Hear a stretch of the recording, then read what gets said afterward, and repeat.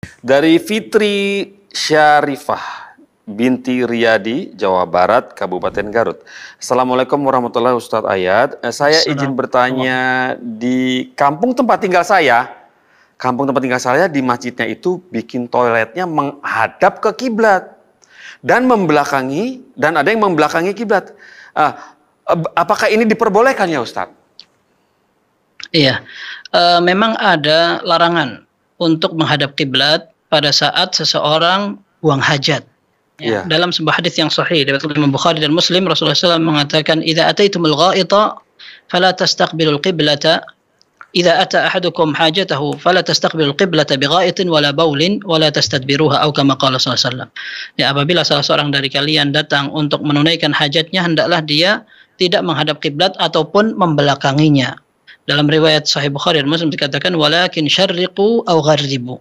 Akan tetapi hendaklah dia menghadap ke arah barat atau ke arah timur. Ini karena memang posisinya di Madinah. Di Madinah kiblatnya ke arah selatan. Sehingga ketika ada orang ingin buang hajat dan tidak menghadap kiblat atau membelakangi, maka dia akan menghadap ke arah barat atau ke timur. Sedangkan kita di Indonesia, kalau seandainya akan menunaikan hajat dan tidak ingin menghadap kiblat atau membelakangi, maka kita menghadap ke arah utara maupun ke selatan. Nah, ini hukum asalnya. Nah, sedangkan apabila toilet atau kamar mandi itu merupakan sebuah bangunan, ya, sebuah kamar atau bilik yang memang ditutup dengan tembok atau hal yang bisa membuat orang yang di dalamnya tidak terlihat. Nah, ini sebagian ulama menyatakan bahwa ini terkecualikan dari larangan tersebut. Ya. Buktinya adalah dalam hadis yang diriwayatkan oleh Imam Bukhari dan Muslim, Abdullah bin Umar radhiyallahu anhuma satu saat mengatakan, "Irtaqaitu ala baiti Hafsata li ba'di hajati." Aku pernah satu saat memanjat tembok di rumah saudariku Hafsah. Hafsah adalah istri Nabi sallallahu alaihi wasallam yang juga merupakan saudari dari Abdullah bin Umar. Maka Abdullah bin Umar memanjat rumah tersebut, kemudian tanpa disengaja beliau melihat Rasulullah sallallahu alaihi wasallam sedang buang hajat. Nah, ini juga tidak menunjukkan bahwa beliau melihat aurat Rasulullah sallallahu alaihi wasallam, karena bisa jadi tertutup dengan pelepah kurma atau yang lain, atau mungkin segera memalingkan dan sebagainya. Dan bisa jadi Rasulullah sallallahu alaihi wasallam sambil menutup auratnya. Nah, yang jelas Abdullah bin Umar melihat bahwa Rasulullah sallallahu alaihi wasallam buang hajat sambil menghadap ke kiblat.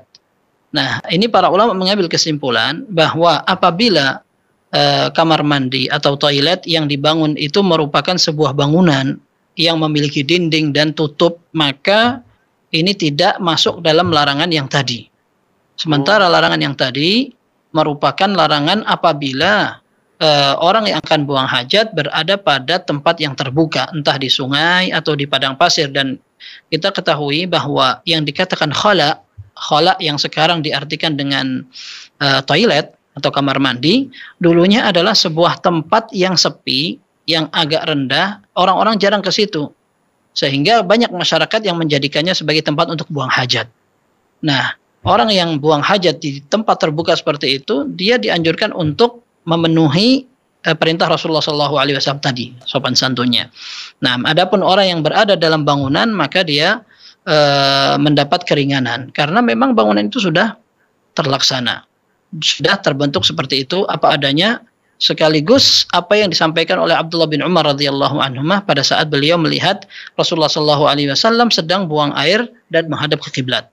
Akan tetapi, sekalipun demikian, seandainya ada orang yang ingin tetap berhati-hati, entah ketika dia akan membangun kamar mandi atau toilet, atau ketika toilet itu sudah terlanjur dibangun, kemudian dia ingin buang hajat di dalamnya, maka tidak masalah seorang tetap berhati-hati untuk tidak menghadap kiblat atau membelakangi. Sebagaimana diriwayatkan dari hadis Abi Ayyub Al-Ansari radhiyallahu anhu, dan beliau yang meriwayatkan hadis tadi, larangan untuk menghadap dan membelakangi kiblat. Ketika beliau akhirnya menceritakan fawajadna faqadimna Syam, kemudian kami mengunjungi daerah Syam, fawajadna marahidha qad buniyat nahwal Ka'bah. Maka kami mendapati ternyata kamar mandi di sana telah dibangun menghadap ke Ka'bah. Fananharifa anha wa nastaghfirullah azza wa jal. maka kami pun berusaha untuk berpaling dari arah yang sudah terbentuk di kamar mandi dan toilet tersebut. Dan kami juga meminta istighfar kepada Allah Subhanahu wa taala, meminta ampun dari Allah Subhanahu wa taala. Ini para ulama mengatakan bahwa ini adalah kedisiplinan maupun kehati-hatian dari Abu Ayyub Al-Ansari. Sekalipun beliau berada di dalam hawanit atau orang bilang sekarang bilik termenung atau kamar mandi atau toilet untuk tempat buang hajat ya. Beliau tetap hati-hati untuk tidak menghadap ke kiblat seperti itu. Nah, ini lebih afdal insyaallah wallahu a'lam.